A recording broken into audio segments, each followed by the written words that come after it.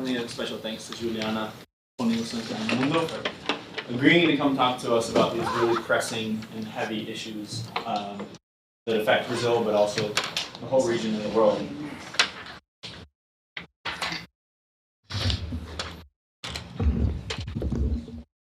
Hello everybody, my name is Mauricio, and I just going to do a brief introduction here. Politics, religion and violence are not new topics in the reality of a country like Brazil. However, along the 20th century, Brazil was well known for images of a non-violent society, very plural and democratic in terms of social and cultural interactions. Since the 19th century, Brazil was a kind of laboratory of races, as analyzed by Professor Leo Schwartz. And after the Second World War, Brazil was deeply investigated by renowned scholars looking for inspiration to a speechless and shocked Western world. That moment, Brazil became the country of the future, a particular utopia of racial democracy and religious pluralism. Of course, we don't need to agree with this peaceful narrative. However, that positive perspective still exists. Recently, the Brazilian singer and ex-minister of culture Gilberto Gil wrote a song to call attention to what the others have seen. That's the name of the song. Quoting names such as Mayakovsky, Walt Whitman, Ted Roosevelt, Stefan Zweig, the singer remembered that Brazil is a place where many have seen the humanity reborn. Gilberto Gil is a very mystic person, cultivated at the crossing of the Catholic and Afro-religious life of Salvador Bahia, the Black Rome, as once called Baianinha, a mãe de santo. Gilberto Gil's songs show up in many ways the importance of faith to politics in Brazilian public and private life. In one of the most popular songs, we listen to Anda com fé o voo, que a fé não costuma falhar. It's a translation. In a translation, we can understand, I will keep my faith because my faith doesn't fail at all. Today, we have the opportunity to a deep insight look at the Brazilian evangelical faith and its effects on contemporary politics and violence. Keeping a faith in the public debate, in this panel, Juliana Maia and Ronilson Pacheco will address violence and religion as two central dimensions of the contemporary rise of the far-right movement in Brazil. Please, let's give Juliana and Ronilson our warmest welcome.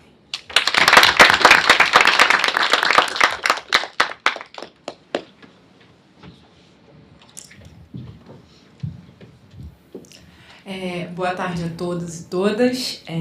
Quero agradecer a oportunidade ao Brasilab, na pessoa dos professores João Bill, Benjamin Valenzuela, Maurício Acuna e todos os que trabalharam para que esse evento pudesse acontecer. Cumprimentar ainda o Raimundo Barreto e o Ronilson Pacheco.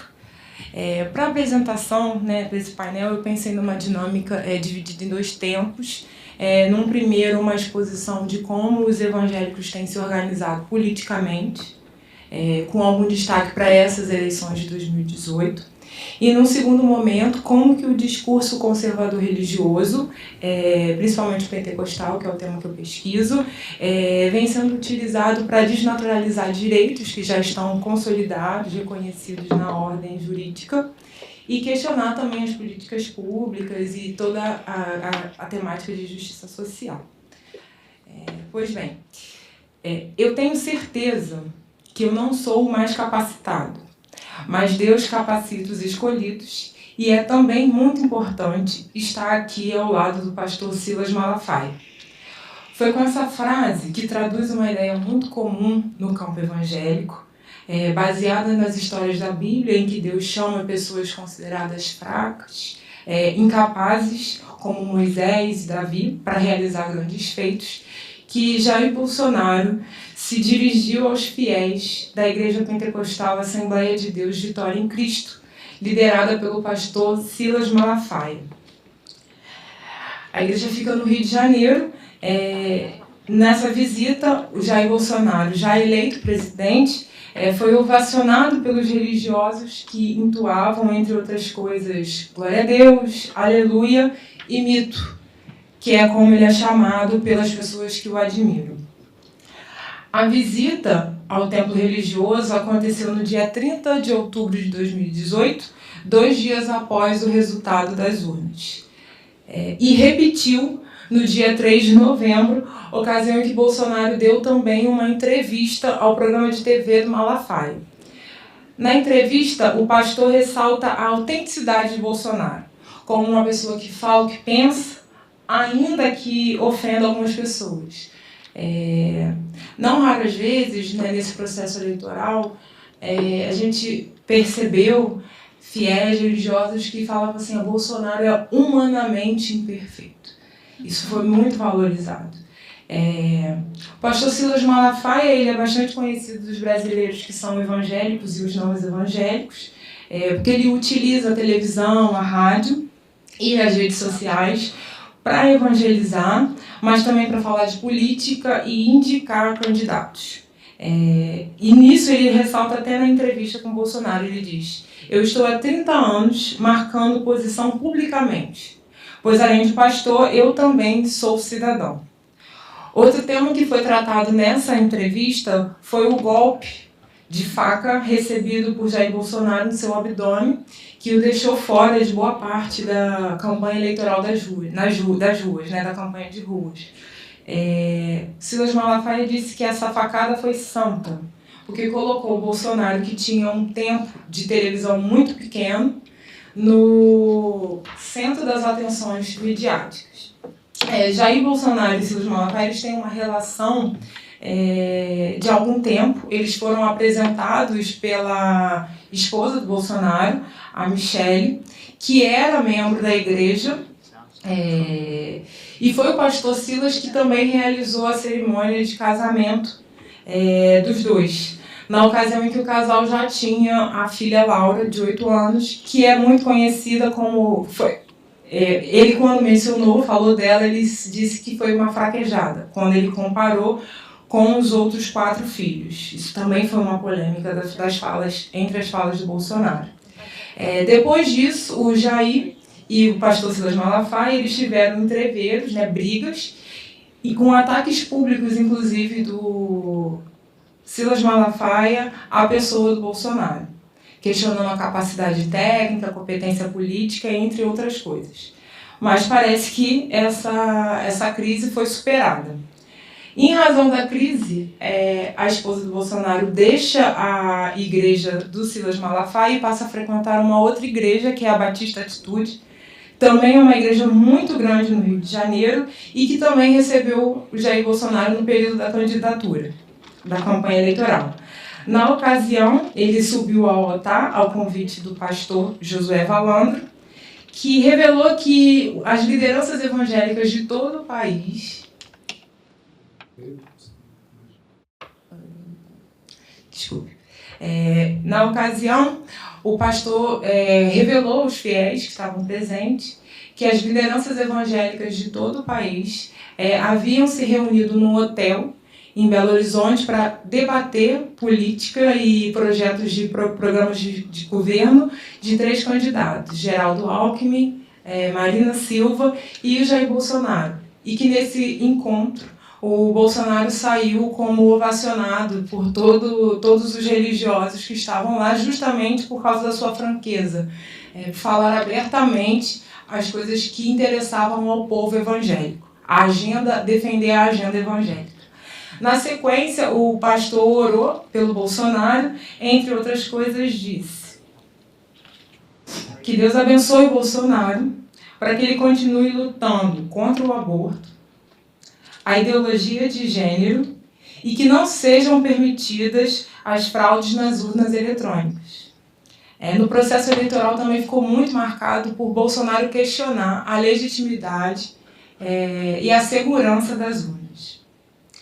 Depois de eleito, Bolsonaro também retornou à comunidade Batista Atitude, onde agradeceu a Deus por ter sobrevivido numa espécie de testemunho. E o testemunho para o povo evangélico ele é muito importante porque é uma espécie de honraria.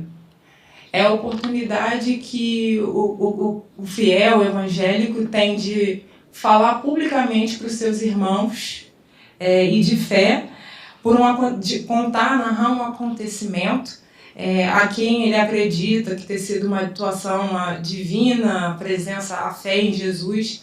Então ele acreditou ele ter sobrevivido ao acidente a um milagre divino.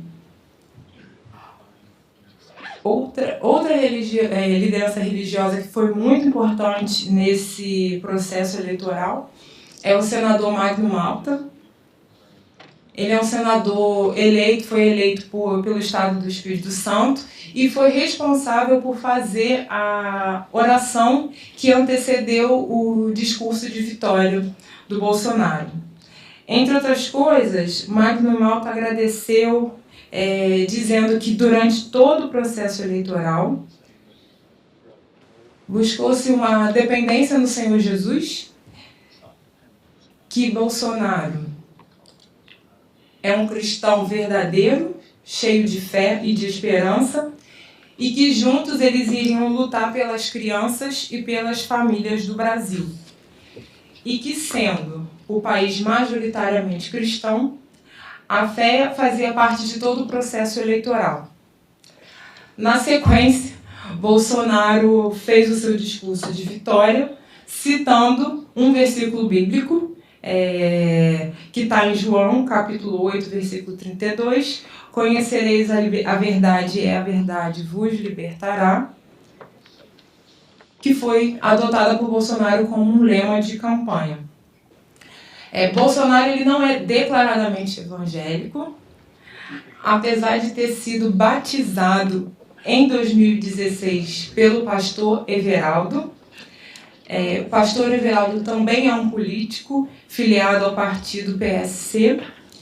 O batismo aconteceu no Rio Jordão, no mesmo rio onde João Batista batizou Jesus, o que tem um simbolismo grande, é um ato emblemático para os cristãos evangélicos, em razão de ser e estar num lugar descrito nas narrativas bíblicas, estar em Israel, a terra do povo escolhido de Deus. E não é raro ver nas igrejas do Brasil púlpitos com a bandeira de Israel. Nesse processo eleitoral a gente também percebeu muitos púlpitos enrolados com a bandeira do Brasil e também com a bandeira de Israel. Então, desiludido com a política tradicional, o Brasil assiste uma ascensão de um presidente que desperta sentimentos contrários. De um lado ele é tratado como mito, pelos seus admiradores, e do outro ele é repudiado por quem condena suas atitudes e posicionamentos extremados. E aí eu destaco a manifestação do Ele Não, que é um movimento de mulheres iniciado nas redes sociais e que acaba levando milhares de pessoas às ruas no dia 29 de setembro de 2018 para manifestar contra a candidatura de Bolsonaro. A manifestação ela já tem sido avaliada por alguns pesquisadores como positiva. Aqui eu destaco a posição da professora Célia Regina Pinto, que ela considera a maior manifestação das mulheres na história do Brasil e que a grandiosidade do evento se deve à popularização do feminismo na sociedade, além de a manifestação ter aderido outras pautas como a defesa da democracia e dos direitos humanos. E, de fato, nessa mobilização verificou-se a presença de diferentes grupos, desde anarquistas, torcidas de futebol organizadas, coletivos de policiais contra o fascismo e os evangélicos. E aqui eu quero fazer um destaque aos evangélicos, aos coletivos de evangélicos que têm surgido recentemente, nos últimos anos, no espaço público, numa tentativa de impedir o avanço do conservadorismo hegemônico evangélico. Esses novos grupos eles não são uma novidade, porque já existem, né, grupos de resistência evangélicos, mas eles têm contado com as redes sociais como um meio, um mecanismo, uma forma, um instrumento de difundir as suas ações. E aí eu quero citar algum deles, que é a Frente Evangélica pelo Estado Democrático de Direito, surgida no contexto do impeachment da presidente Dilma, Evangélicas pela Igualdade de Gênero, que é um movimento que promove o debate das relações de gênero dentro do ambiente religioso, um movimento negro evangélico que se articula e se organiza em defesa de políticas de ações afirmativas e de medidas de reparação histórica, a Frente Evangélica pela Legalização do Aborto, formada recentemente no contexto das audiências públicas no STF, na Corte, na Suprema Corte do Brasil, onde está em curso uma ação constitucional que pretende a descriminalização do aborto, e o coletivo Amor Vence o Ódio, que surge no segundo turno das eleições contra a candidatura do Bolsonaro e o discurso de apologia à tortura e à violência. Hoje no Brasil, o termo evangélico está numa acirrada disputa por quem se declara. Não só o termo, mas também a hermenêutica, a interpretação bíblica, como sinalizam alguns intelectuais, pastores, teólogos. E aqui eu vou fazer uma referência expressa ao Ronilson, que é um desses intelectuais que tem se posicionado no campo, feito que ele diz de disputa bíblica, de narrativas e de interpretação. Com relação à categoria evangélicos, o censo divide entre pentecostais e não pentecostais, mas a literatura das ciências sociais da religião considera as marcações internas, mas trata todo mundo como evangélicos. Mas eu gostaria de trazer aqui algumas questões para a gente perceber, né, dentro desse grupo evangélico. O censo de 2010, ele identificou que o segmento evangélico cresceu significativamente. Atualmente são 22,2% da população. Em 1970 eram 5,2% da população.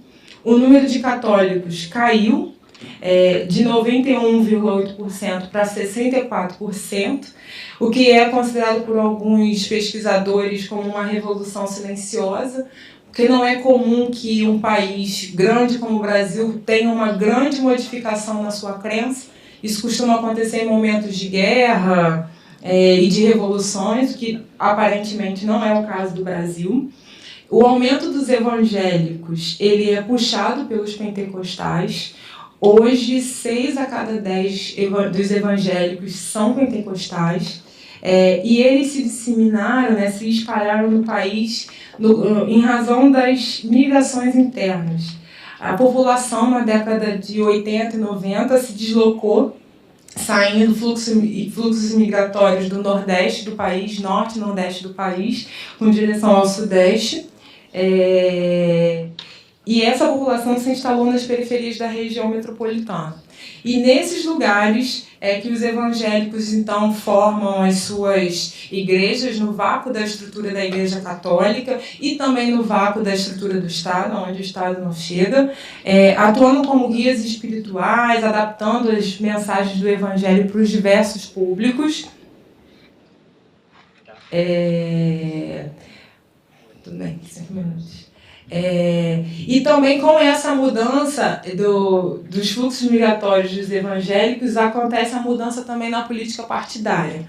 Antigamente, os evangélicos, na década de 70, tinham uma espécie de consenso que crente não se metia na política, e no final da década de 80, na ocasião da Assembleia Constituinte, em 86, mudou o pensamento, passando a ser irmão vota irmão, no qual o vínculo religioso entre o candidato e o eleitor era materializado pela confiança no voto.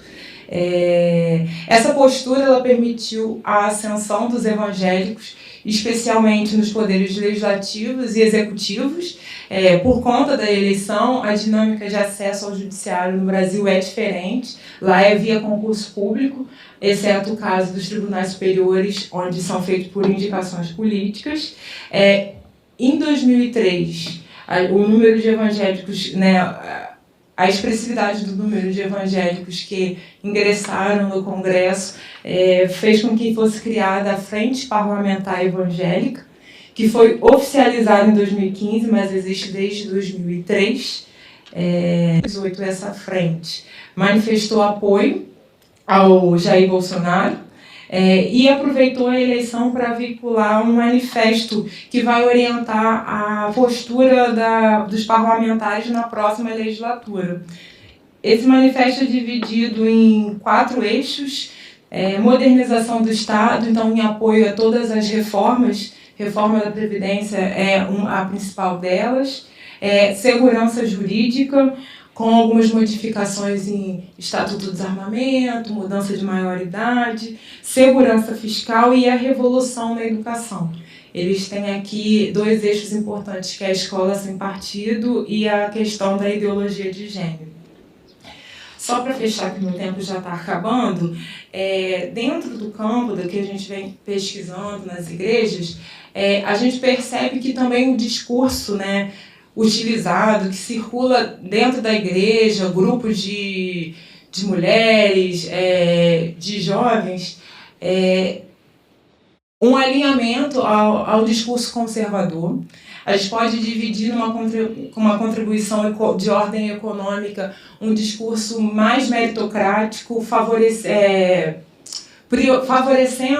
celebrando o esforço individual.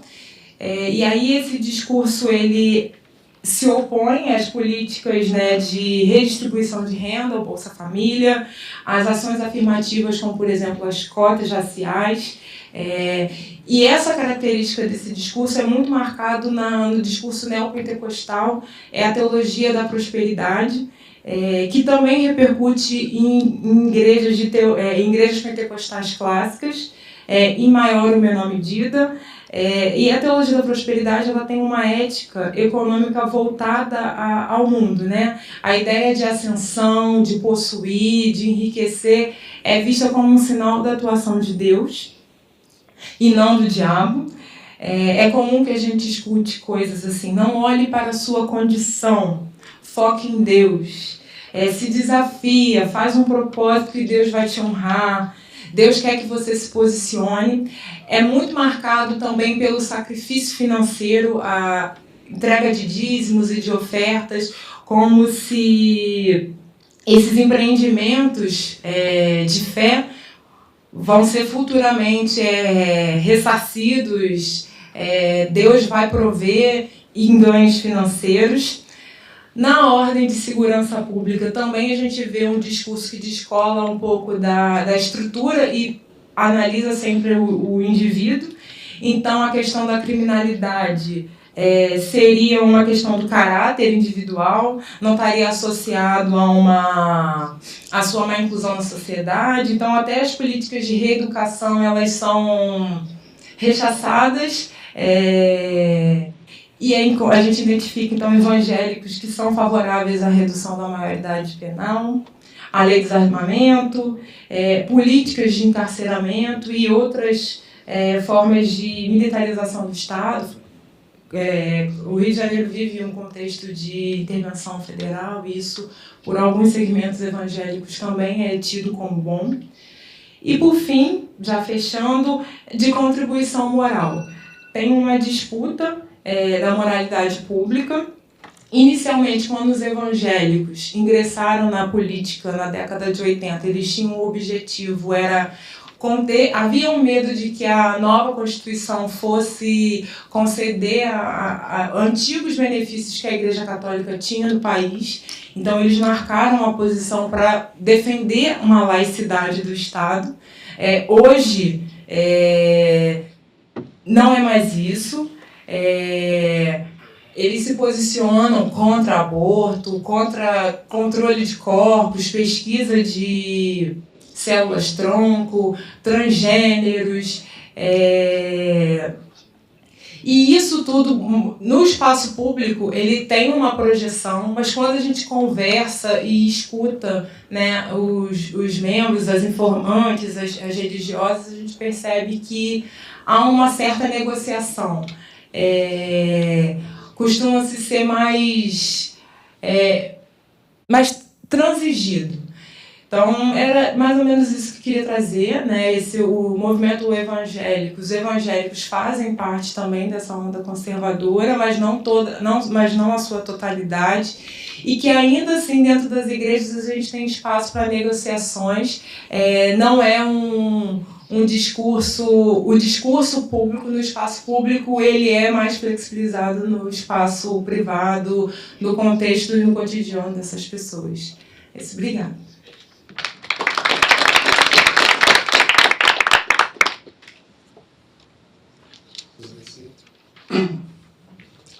Boa tarde a todas e todos.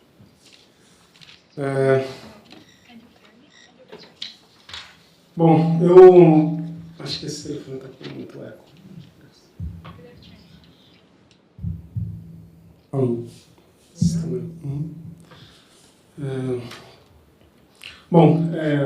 Só para fazer aquela introdução, agradecer o convite, a oportunidade, toda a correria do Maurício, do Benjamin. Correria já é bem gíria de carioca, né? Correria. Mas todo o esforço, né, do Maurício, do Benjamin e o Raimundo, que aceitou fazer essa mediação com a gente. Eu queria dar continuidade na fala da Juliana, mas eu queria me cercar, de alguma forma, mais especificamente no tema da relação da violência e da religião no Brasil, envolvida na questão da política brasileira, de uma forma que isso ajude a gente também a pensar Bolsonaro. Eu não queria que Bolsonaro fosse o personagem principal dessa fala, já que Juliana tratou tão bem no decorrer dessa relação dele com os evangélicos. Então, eu queria falar especificamente da relação religião, política e violência. Primeiramente, lembrar que os últimos acontecimentos das eleições políticos no Brasil trouxe com mais força a discussão sobre a relação de uma política violenta, né? A relação da política com a violência e o papel da religião nesse contexto. Então, a primeira provocação que eu queria fazer é que não dá para pensar a política brasileira na perspectiva da religião e da violência como se fosse algo de fora da realidade brasileira. Necessariamente a nossa história, a história do Brasil, mostra que a política brasileira é necessariamente religiosa e é necessariamente violenta, né? E eu acho que isso ajuda inclusive a explicar a ascensão do Bolsonaro. Pensar desde quando a religião, como ela chega no Brasil, a religião cristã, né, chega no Brasil. Uma autora chamada Lélia Gonzalez vai fazer uma distinção desse cristianismo colonizador, que ela chama de eurocristianismo. Ela fala especificamente desse cristianismo pautado nessa teologia europeia, com uma força colonizadora muito grande. Esse eurocristianismo que está na formação do Brasil, que é ao mesmo tempo o espírito legitimador da escravidão e da subjugação indígena no território brasileiro, né? Essa presença que é ao mesmo tempo religiosa e violenta. Então, o processo de escravização e tráfico do povo negro, bem como o processo de subalternização e dominação do indígena, não seriam tão eficientes, importante pensar, e tão bem assimilados socialmente sem a religião que lhe dissesse amém, né? E aí eu faço uso de uma expressão da Lilia Schwartz, que numa das suas entrevistas ela diz que a escravidão é antes de tudo uma linguagem. E eu também aqui estou pensando na escravidão como uma linguagem. A escravidão como uma linguagem estruturante, estruturadora de todo o processo de estratificação do privilégio no Brasil.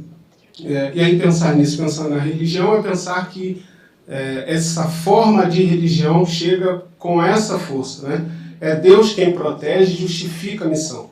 e essa missão sempre foi civilizadora, sobretudo, né?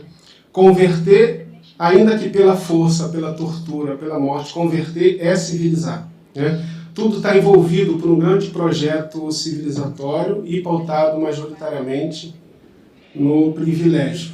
Então, aqui nessa fala, o que eu vou falar basicamente é dessa disputa que nós identificamos, que, ao que parece, nós temos dois marcos civilizatórios em disputa, né?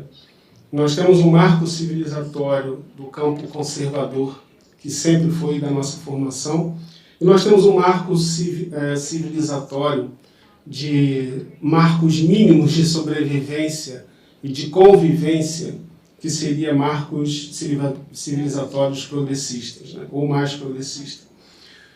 Então, pensando nos marcos civilizatórios, pensando nesses dois marcos em disputa, pensando nos marcos civilizatórios conservadores, eles seguem tentando manter o tipo de status quo que formou, né, o Brasil, e algumas das suas características, ou alguns desses marcos, a gente poderia elencar aqui, vou citar alguns deles que eu identifico, que a gente identifica, pautado na ordem, né? A ordem, que é essa defesa ostensiva de que tudo como está permaneça, como está e não deve ser perturbado. Contar com a força e a presença do Exército. O Exército é um marco importante, porque como instituição é quem tem por prioridade, né, fazer com que a estrutura permaneça inalterada e intocável. A disciplina é importante, né, que é esse profundo apego à ideia do bom comportamento, essa ideia que está no pressuposto, né, da nossa história do chamado cidadão de bem. Quem é o cidadão de bem? O cidadão de bem está diretamente ligado com a ideia da disciplina. O trabalhador, né, quando alguém é abatido na comunidade, é assassinado na comunidade, e a primeira argumentação que surge é se ele era um trabalhador ou não. O trabalhador está dentro desse lugar de quem tem direitos, o trabalhador é detentor desse marco civilizatório por conta da disciplina. A família é um outro marco importante, né, evidentemente, como o único lugar possível de ser reconhecido como núcleo de relação, e família na perspectiva da formação desse marco civilizatório conservador, que é a ideia da família tradicional, não é qualquer ideia de família. Existe um modelo de família que é a família.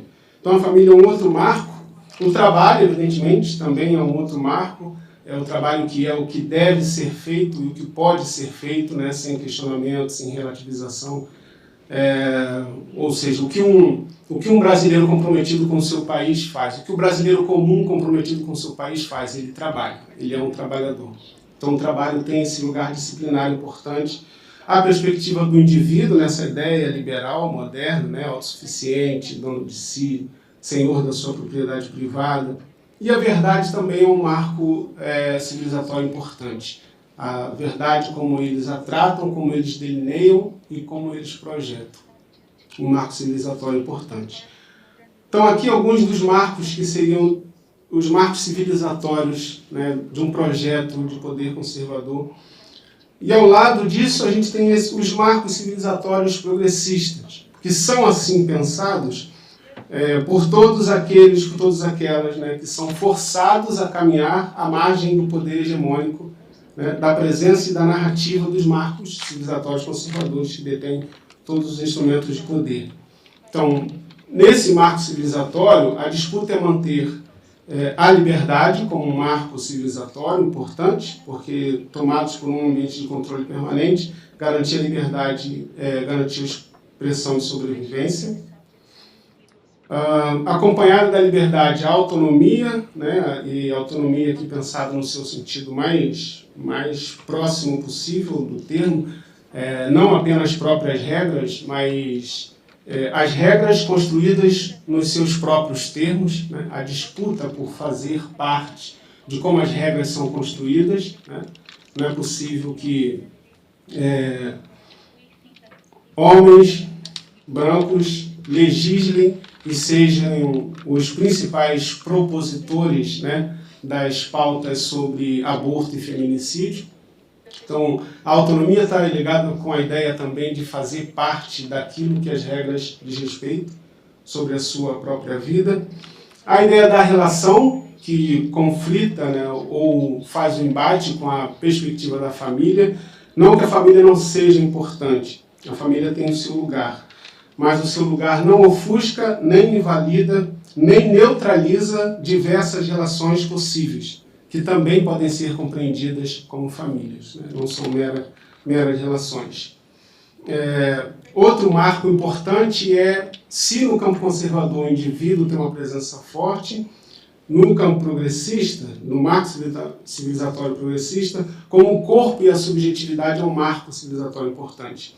E ele é importante porque se pro marco civilizatório conservador o indivíduo é idealizado, né, para o campo progressista o indivíduo tem um corpo, e ele é pensado a partir do seu corpo. Né? Não é um indivíduo idealizado, mas faz diferença se esse corpo é mulher, se esse corpo é preto, se esse corpo é indígena, se esse corpo é gay, se esse corpo é trans, se esse corpo é deficiente. Então, é o lugar do corpo. Né?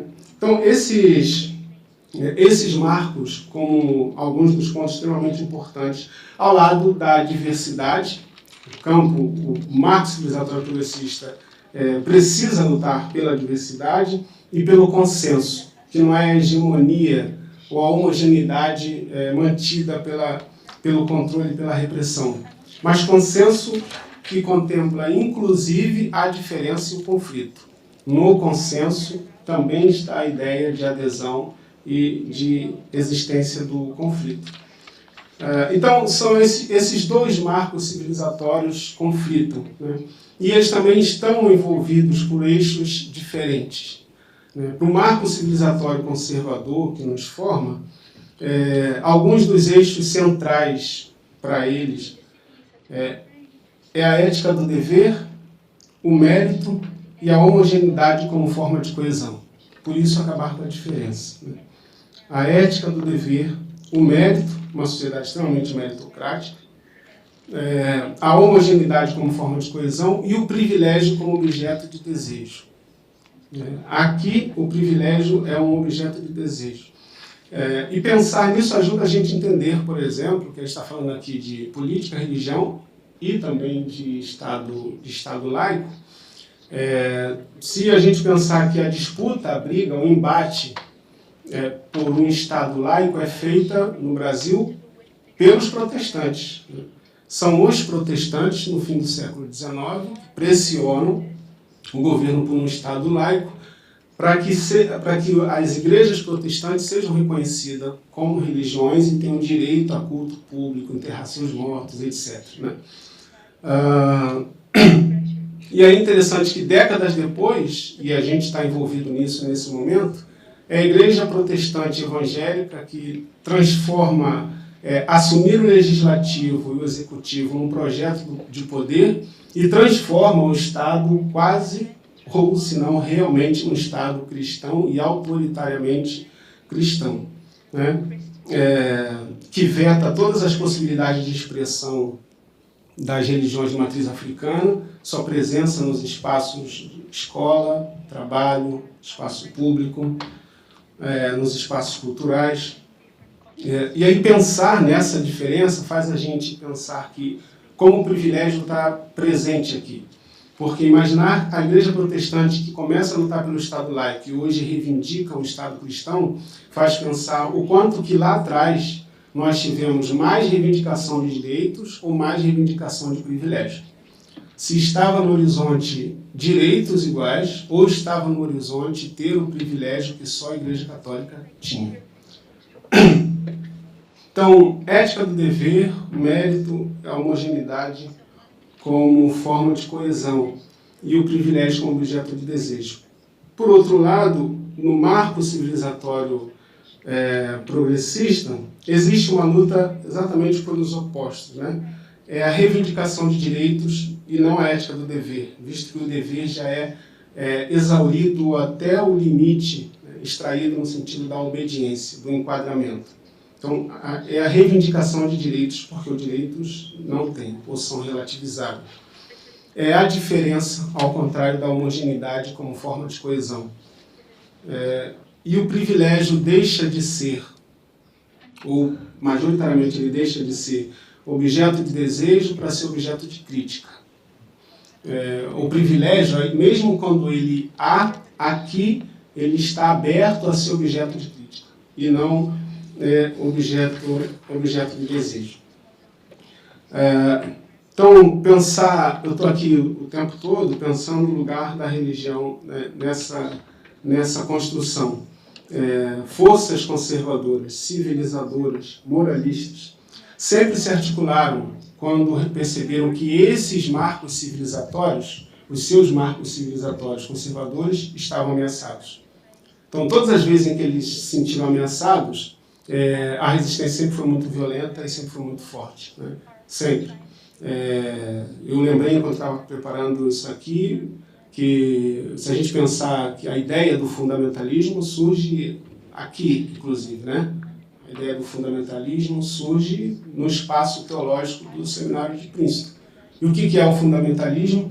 É a reação com os marcos civilizatórios que são ameaçados naquele contexto com a teologia liberal, né? Firmar os fundamentos da Bíblia, da teologia sobre Deus, né, no país que surge, no país que está construído, num país extremamente escravocrata e desigual, levanta uma resistência pelos marcos civilizatórios conservadores. Não é diferente da gente poder pensar o golpe de 64, né? O que é o golpe de 64 e a adesão maciçamente cristã ao golpe de 64? Senão uma adesão que via no golpe militar uma esperança de defesa dos mesmos marcos civilizatórios conservadores. Família, igreja, disciplina, ordem e trabalho, né? Então, para isso, a religiosidade institucional católica e a religiosidade institucional protestante evangélica se identificam na defesa dos mesmos marcos. E aqui eu faço questão de fazer essa ênfase da religiosidade católica institucional e a protestante evangélica institucional,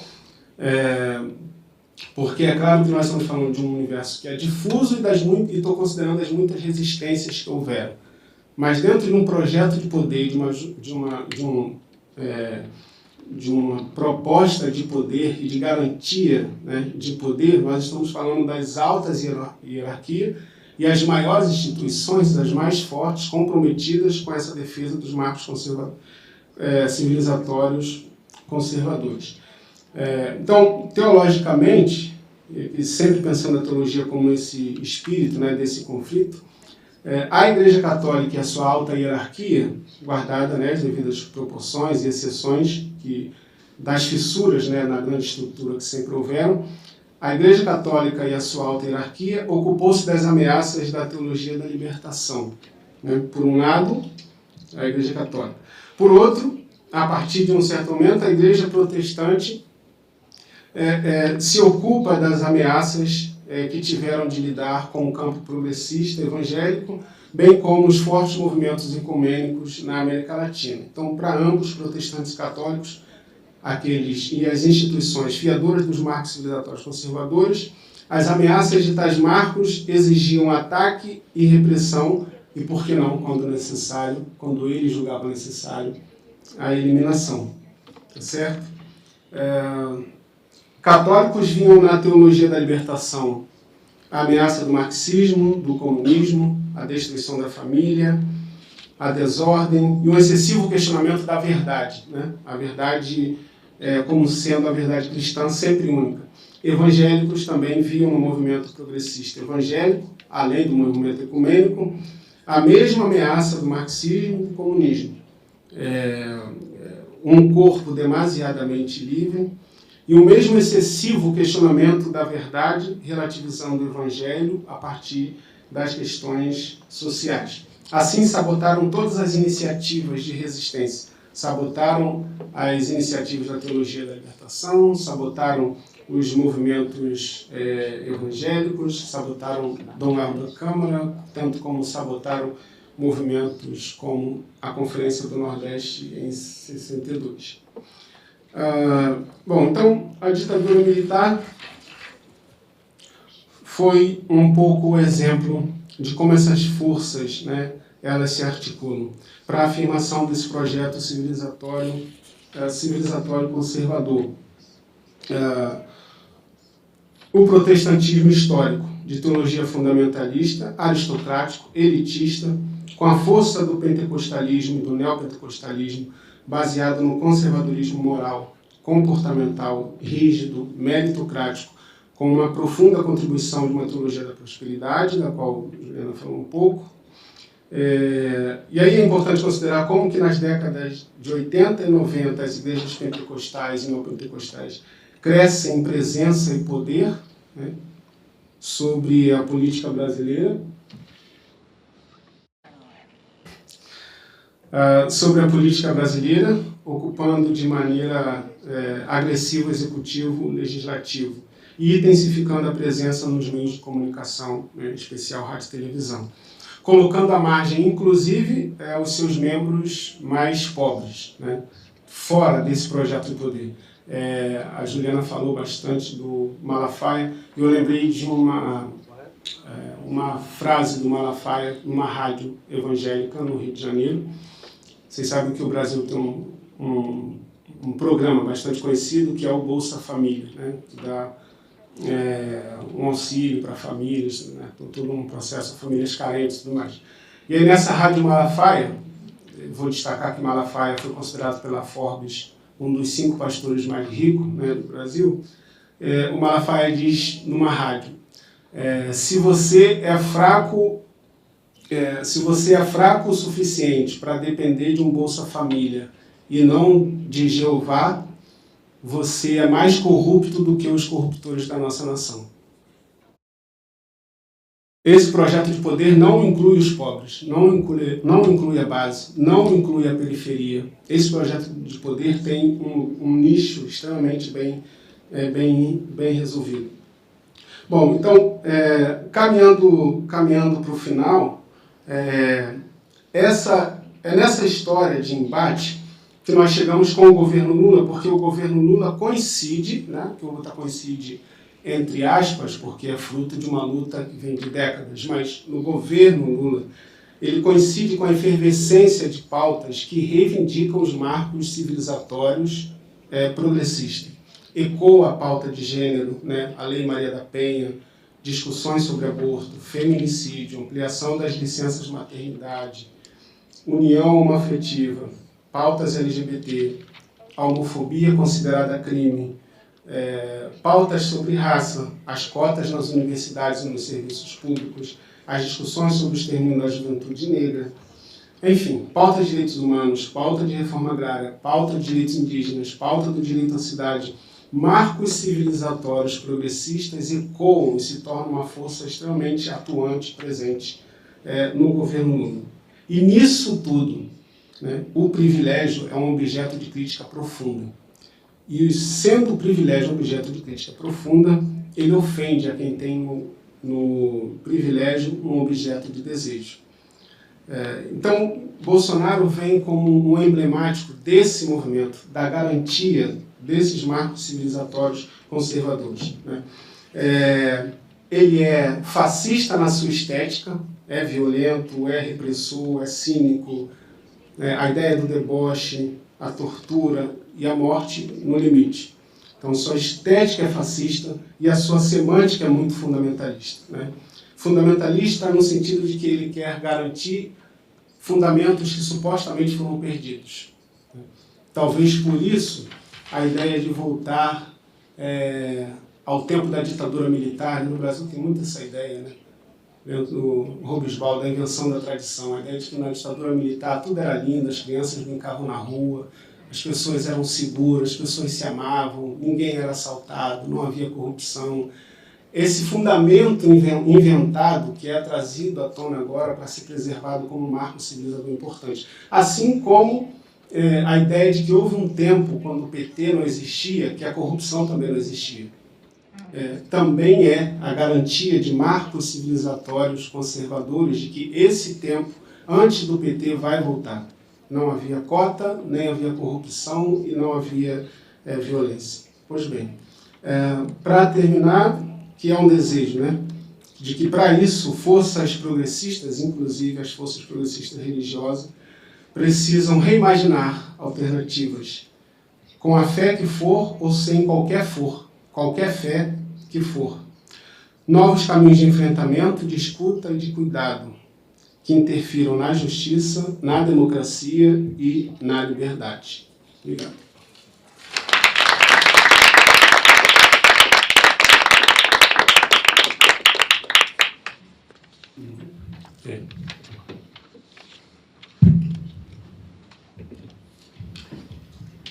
Boa tarde.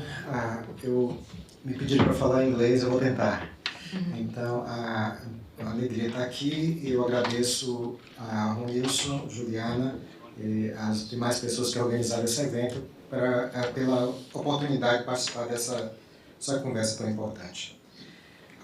I was given 15 minutes to react and I'm very pleased to be just listening to both Juliana and Ronilson and the description that they just gave us of the scene in Brazil and especially in Juliana's case, the connection between evangelical Christians and Bolsonaro and this project of power. And I overheard someone say, it sounds like Trump. And I say, it's not coincidence. Among other things, Steve Bannon was a consultant of Bolsonaro. So those agendas have been coordinated. And I think I think there is a lot of work to do in terms of discerning those processes. Now, like Ronilson, I'll begin with a broader focus on the historical connection between a certain understanding of Christianity, and I'm calling Western Christianity, and especially race and racism in Brazil and in Latin America in general. And then I hope I have time within these minutes to show some signs of hope, because the situation is so bleak that I would like to end with at least some signs of hope. I think I have two just here on my left, but I'd like to highlight some of those. So I'll begin with something that was raised by a scholar called Walter Mignolo, who says that the concept of race is central to the idea of Latin America. And he goes all the way back to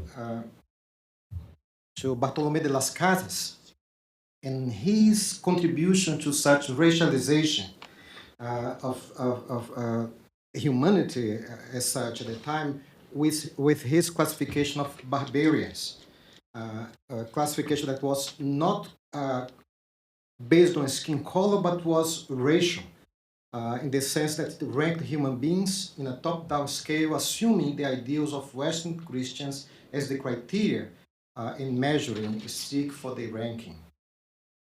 And he will say that that understanding of racialization as a key element for modernity and coloniality is not only applied to people, but also to language, religions, knowledge, countries, and continents.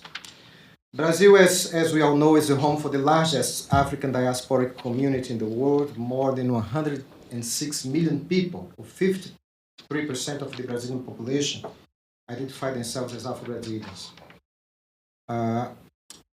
Brazil, over the course of 300 years, received 4.9 million Africans were enslaved and trafficked to Brazil, 10 times as many as those who came to the US.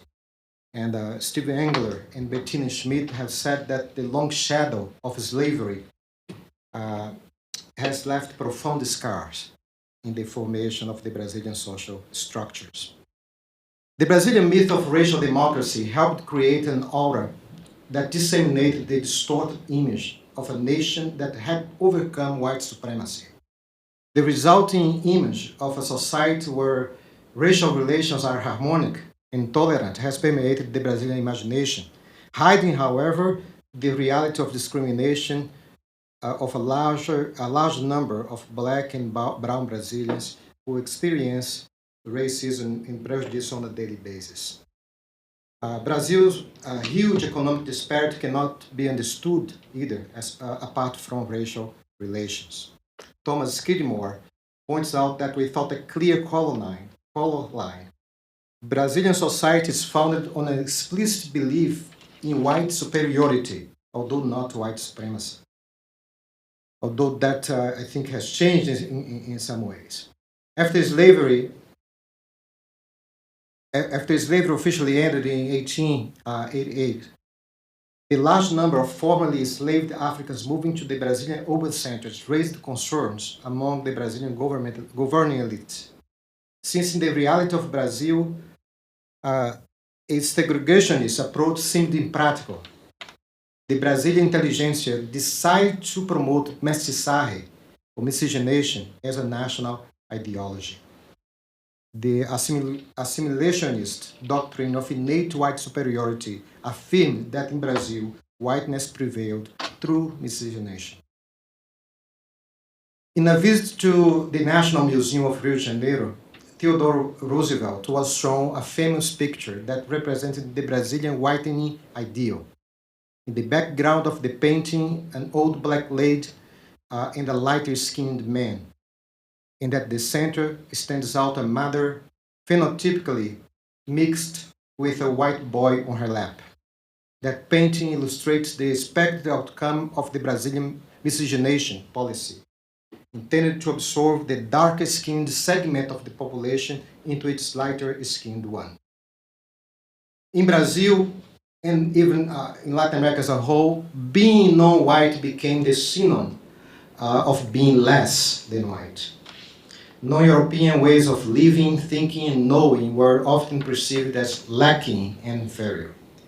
As Aníbal Quijano notes, Latin America was the first space-time of a world system that codified the difference between conquerors and conquered based on the idea of race. The Iberian conquistadores assumed this idea as the constitutive element of the relations of domination that the conquest imposed. Religion has always played ambiguous roles in the plight of the Afro-Brazilian population.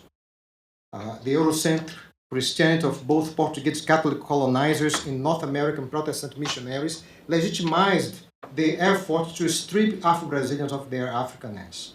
By contrast, Afro-Brazilians have historically found refuge, consolation, and inspiration to resist, survive, and recreate themselves and their world in their African deities and traditions. Others have embraced Christianity in their own terms. European Christianity was at the root of the first global design of the modern colonial system that shaped modern racial discourse. Likewise, the Iberian colonizers perceived that their enterprise in the Americas was a sacred trust so that they could bring their religion to the benighted people in those lands. Colonization and evangelization went hand in hand. Racial prejudice against black Brazilians includes the rejection of Afro-Brazilian religions as pagan and superstitious. And we have several examples of that going back all the way to the 17th century, where those prejudices were associated with investigations of the Holy Office of the Inquisition. And I don't have time to exemplify or discuss that.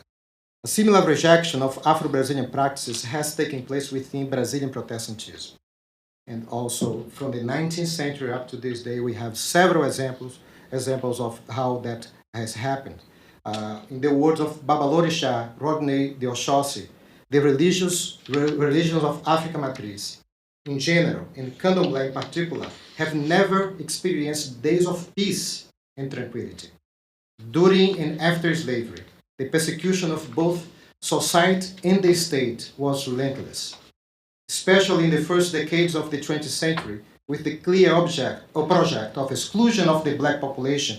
All African cultural traits were hard-pressed, including capoeira, samba, and candomblé, which were always deeply intertwined. We have legal provisions after that in the Constitution of 1891, and we can trace that kind of prejudice and violence, institutional state violence, up to the 1988 Constitution.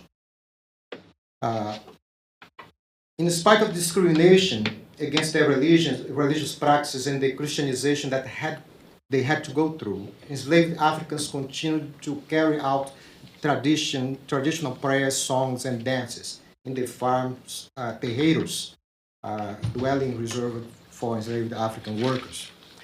On top of contributing to the reconstruction of identities and maintenance of the African world culture, philosophy, and vision, African-derived religions have also contributed to the formation of Brazilian culture and society. And that's the point that I want to highlight. Afro-Brazilians, both slave and free, found a way to preserve their religious beliefs and practices, in many times in association with Catholic devotions. For example, through the Irmandades or brotherhoods, black Brazilian brotherhoods, where they could celebrate some annual festivals, mourn their dead, and also help one another.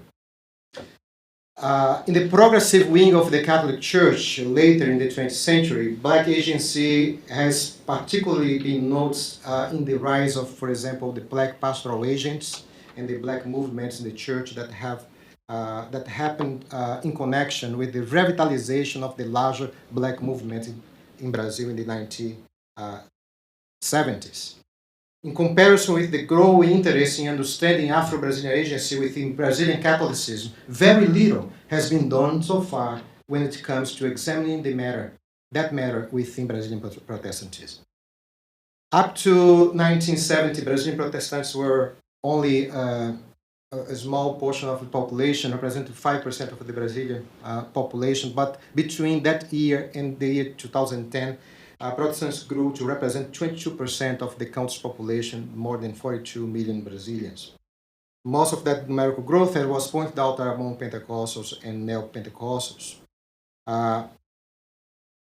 In the context of Neo-Pentecostalism, there has been a kind of a dubious relationship with Afro-Brazilian culture.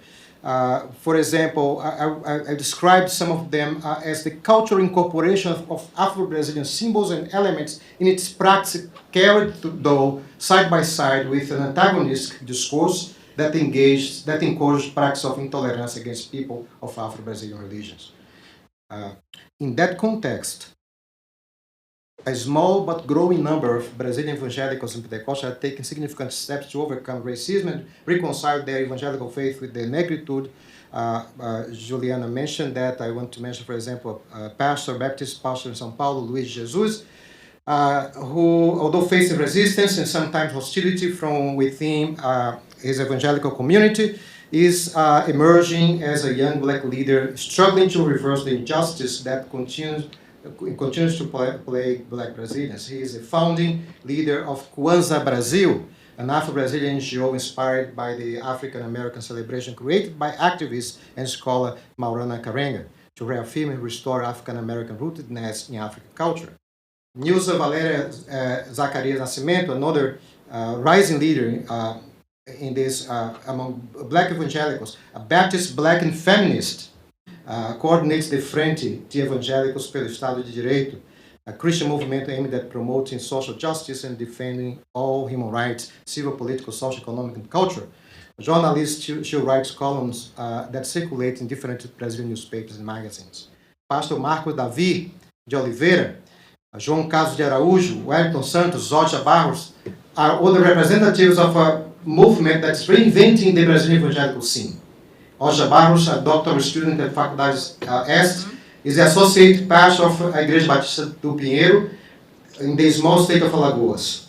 Among its ministries, that church has created the Pastoral da Negritude, Black Pastoral, which, among other things, is responsible for expanding interreligious relations in its surrounding community.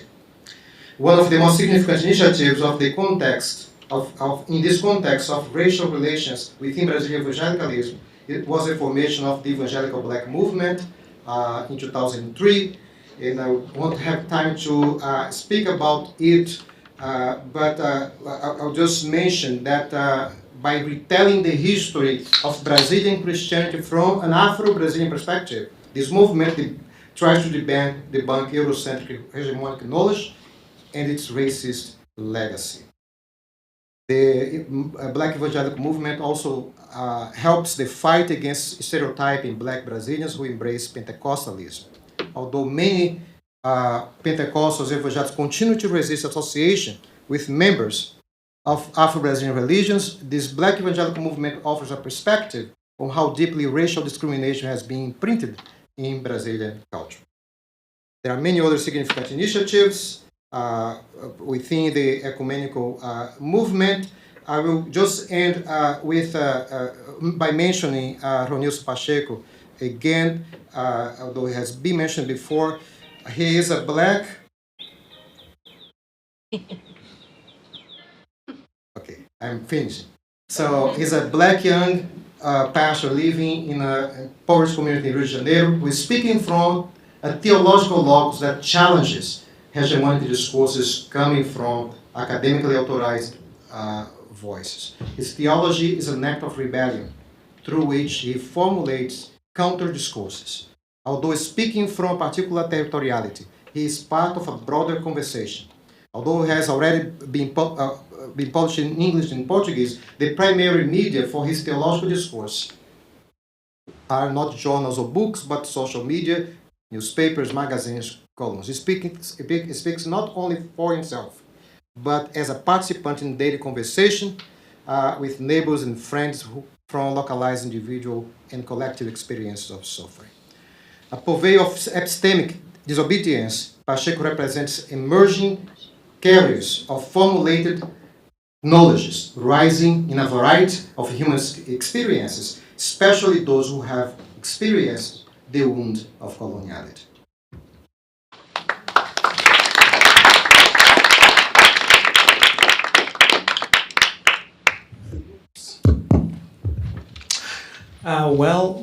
We are going to open to questions, but before I just want to advise you that we have a reception after this debate, so please don't forget to join us.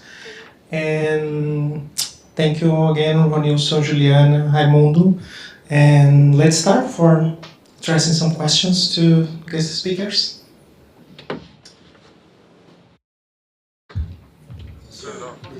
I don't understand how class comes into your discussion in terms of religion and race and violence. In the United States, we see the discussion of race always being part of a class discussion of equality and poverty. And when you talked about the migration that took place into the cities, was that not a class generating action? And if so, what is the role of religion? We saw in the Catholic Church, we saw the liberation theology. But the question, does that still exist in Brazil? Or has the Pentecostal movement in Brazil, like the Pentecostal movement in the United States, destroyed that concept of class?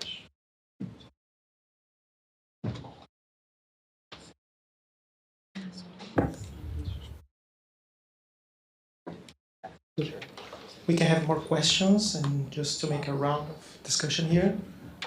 Any other question? In which social classes is neo-Pentecostalism rising? Because if they have a discourse of economic aspiration, is this associated with already being in a position of having a stable material condition, or are they addressing that to aspirational conditions of the lower middle classes in general?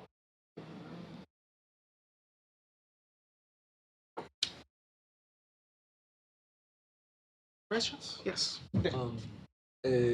Just one question more, and then just is it better in English for?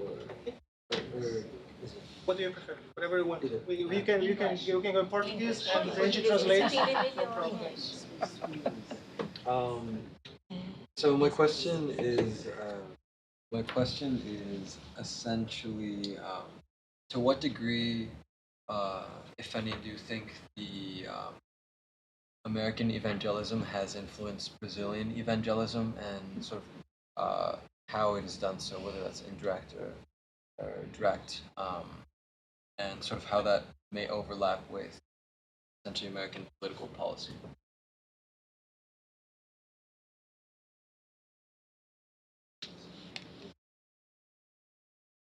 Respondemos e depois a gente... Sim.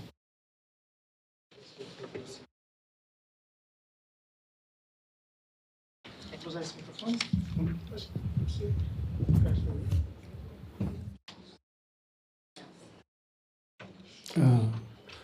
Continuo em português, né? Tá bom. Bom, dessa relação da teologia e esse lugar da teologia, a teologia da libertação, a teologia progressista no Brasil é um permanente debate sobre a sua... Posso?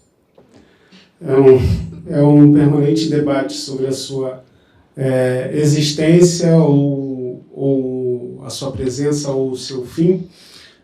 Uma das coisas que eu não consegui falar, talvez por causa do tempo, mas é importante considerar como que também o surgimento e a ascensão do Partido dos Trabalhadores está também diretamente vinculada com o papel da teologia da libertação e das teologias progressistas, né? Como que a teologia da libertação, evidentemente, talvez Leonardo Boff seja o nome mais conhecido e mais presente nessa relação com o Partido dos Trabalhadores, mas como que a teologia da libertação está presente nessa formação, nessa leitura sobre a questão de classe. Agora, em particular com relação à questão da raça, ou a temática racial, é interessante porque no Brasil a nossa formação, a igreja que se forma no Brasil é uma igreja que é majoritariamente influenciada pela igreja escravocrata americana, né? A gente não tem essa divisão de experiência em que você tem as experiências das igrejas negras americanas, que por mais que você tenha, evidentemente, a segregação, a Lélia Gonzalez fala muito sobre isso, né? Sobre a ideia do racismo aberto, que ela identifica como é nos Estados Unidos, e o racismo fechado, dissimulado, velado, como queira, como tem das muitas expressões no Brasil, como o Raimundo citou aqui, a ideia da miscigenação e da democracia racial. Então, a nossa formação de igreja não experimentou essa relação de resistência entre o cristianismo, a hermenêutica bíblica e a leitura bíblica com a perspectiva de raça, né?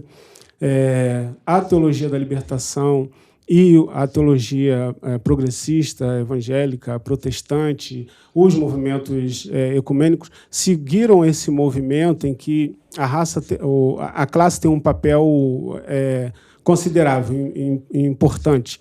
Mas a questão racial sempre ficou uma discussão à parte.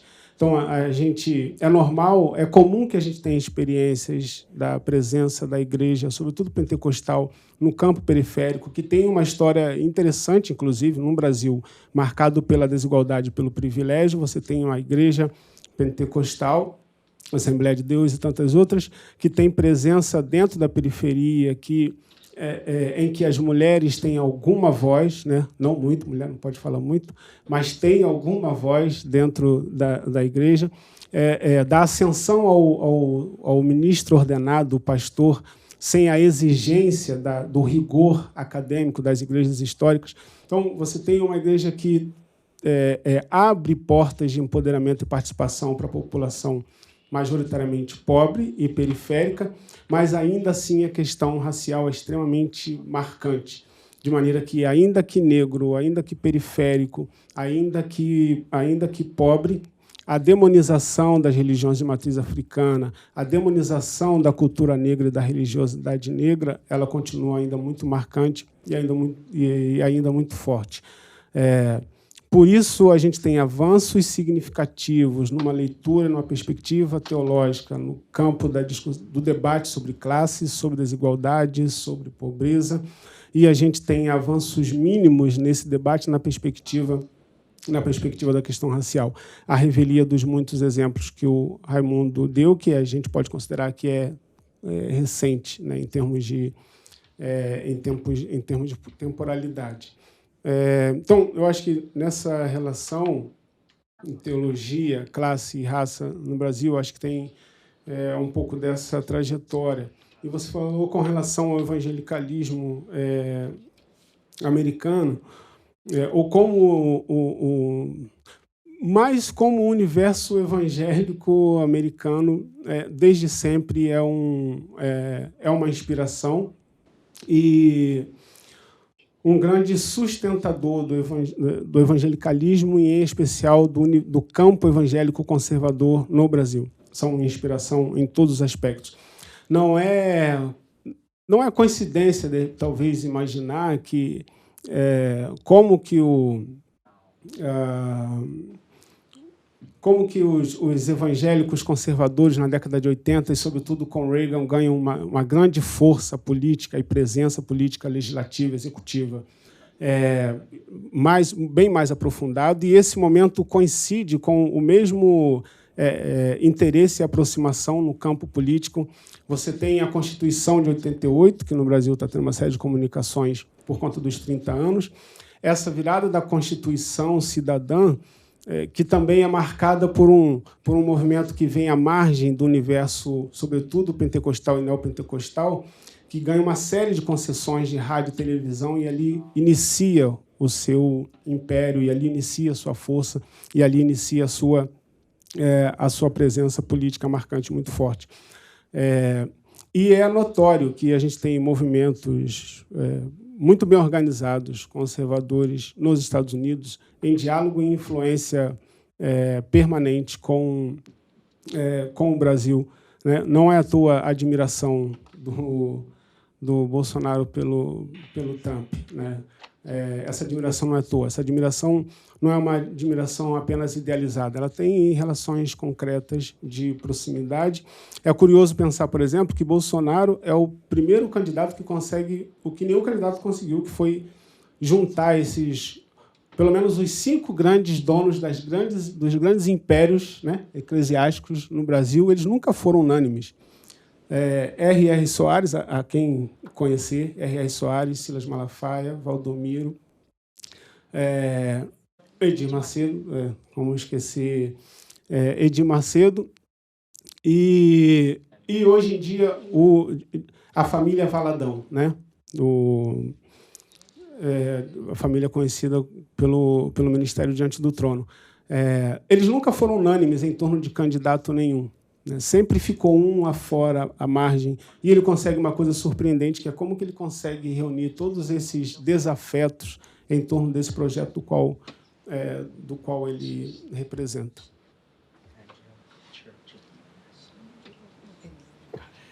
Vou responder a pergunta da Elisa, né, sobre neopentecostalismo e classe. Aonde se identifica, né, aonde o neopentecostalismo ele ganha espaço para crescer e como a teologia da prosperidade influencia isso. O neopentecostalismo no Brasil ele cresce nas classes mais pobres. Recentemente, a literatura e ciências sociais da religião tem verificado esse movimento de ascensão econômica dos fiéis. Então, temos os novos ricos, né? E isso é marcado também até na mudança. Igrejas neopentecostais, para dar exemplos, né, do Brasil, a gente tem a Igreja Universal do Reino de Deus, a do Poder Mundial, Igreja da Graça, entre outros nomes, mas essas são as maiores, né? Talvez as midiáticas, mais conhecidas. E mudanças mesmo na forma, na condução do culto, inclusive a imagem estética que a televisão... a Rede Record, né, e a Igreja Universal utiliza na televisão. E o porquê da teologia da prosperidade, o que eu percebo no campo, a teologia da prosperidade ela foca muito no indivíduo, Então, a despeito de todas as questões estruturais, opressões, isso não é discutido. Tem uma espiritualização, eu sinto uma espiritualização da vida, e a gente conversa muito isso. Então, assim, você já tem uma dificuldade porque mora na periferia e o transporte, o ônibus é ruim, mas isso tudo é visto como uma batalha espiritual, como uma luta do bem contra o mal, você está sendo forjado, você precisa resistir para superar. Então, eu sinto muito isso no campo. E a teologia da prosperidade ela vai colocar o fiel, né?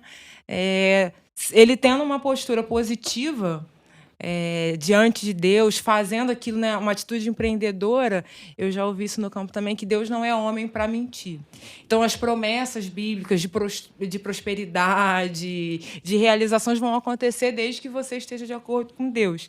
Então, eu acho que tem o campo, né, para pulverizar, onde essa teologia cresce, é realmente nas classes mais pobres.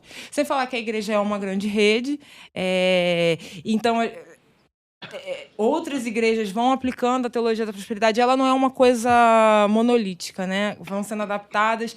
Então, tem igrejas que vão fazer células, políticas mesmo de fiéis empregarem fiéis, eles se ajudarem. Isso também a gente verifica. Não sei se eu respondi, mas é isso. I'll just make a couple of brief comments. First, class is essential. In any analysis of Brazilian power structures, and also in the discussion of race and racism. I had a full session on a section on that topic, but I don't have time in this version here to discuss it. But for example, this election was about class. All the northeastern states, which are the most impoverished states in Brazil, in all those states, Bolsonaro lost. Bolsonaro lost among people making minimum wage. And I was looking for information to bring to this conversation. I couldn't find it yet. I would love to see how the evangelicals in the northeast part of Brazil voted. I come from that part of Brazil, and I also come from evangelical churches. I used to be a pastor.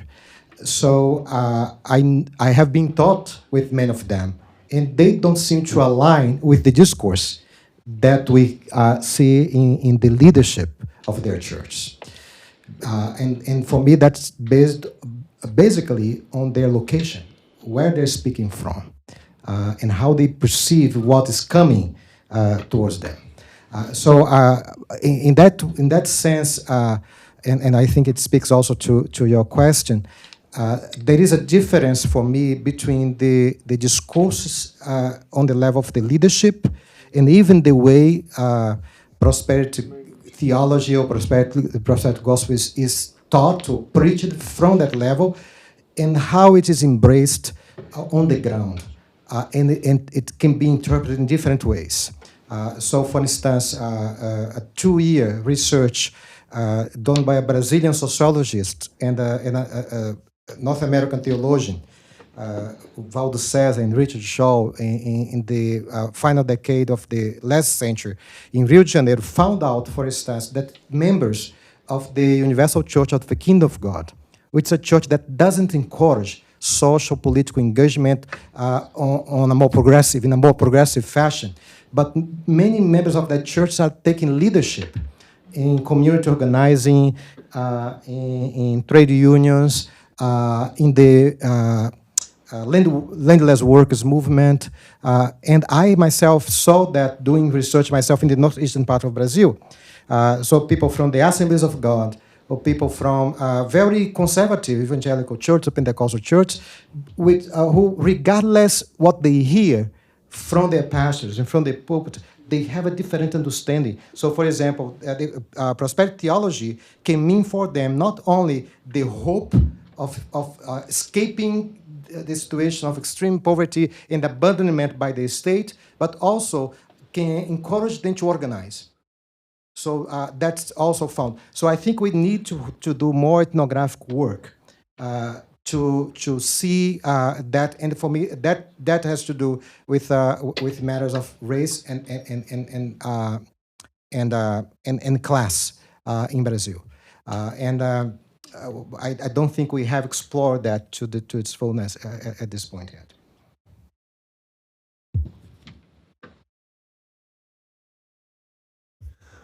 With that, we're out of time. I encourage you all to join us for a reception and continue the conversation right afterward. Thank you so much for being here. This is a very important conversation. It's very timely, and I really appreciate everyone being here. Please do not forget to return the headsets. Please, big thanks to Wendy.